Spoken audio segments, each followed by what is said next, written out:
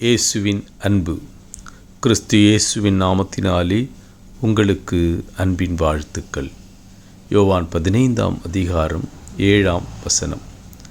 நீங்கள் என்னிலும் என் வார்த்தைகள் உங்களிலும் நிலைத்திருந்தால் நீங்கள் கேட்டுக்கொள்ளுவது எதுவோ அது உங்களுக்கு செய்யப்படும்.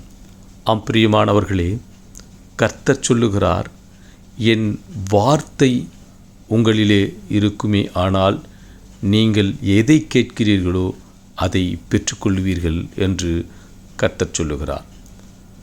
நாம் எப்பொழுது நாம் கேட்கிறதை பெற்றுக்கொள்ள முடியும்?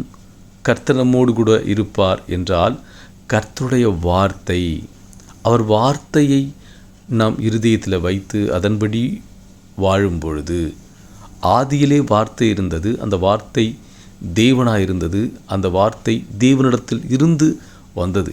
எனவே கர்த்தர் வார்த்தையாயிருக்கிறார். அவருடைய வார்த்தைக்கும் வசனத்திற்கும் ஜீவன் இருக்கிறது.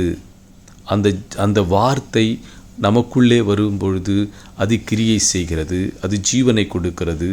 அந்த வார்த்தையின் படியே அந்த வார்த்தைக்கு ஜீவன் இருக்கிறது. அந்த வார்த்தை என்ன சொல்லுதோ அது நடக்கும்.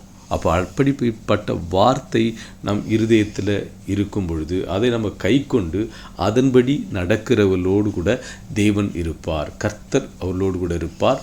நாம் கர்த்தரோடு கூட இருப்போம். நாம் அவர் பிள்ளைகளாக இருப்போம். அவர் நம் தேவனாக இருப்பார். எனவே இப்படிப்பட்டவர்கள் எதை கேட்குறோமோ, நாம் எதை கேட்டாலும் கர்த்தர் இதுதான் இல்லை, இதுதான் கேட்கக்கூடாதுன்னு சொல்லலை. நீ எதை கேட்டாலும் கர்த்தர் அதை உனக்கு கொடுப்பார். நீ விசுவாசத்தோடு நீ கர்த்தரிடத்தில் எவைகளை கேட்கிறாயோ அவைகளை பெற்றுக்கொள்ளுவாய். அவருடைய வார்த்தையை உன் இருதயத்தில் வைத்து அதன்படி நடப்பாயே ஆனால் கர்த்தர் நீ கேட்டு அதை உனக்கு கொடுத்து உன்னை உயர்த்துவார். ஆமீன்.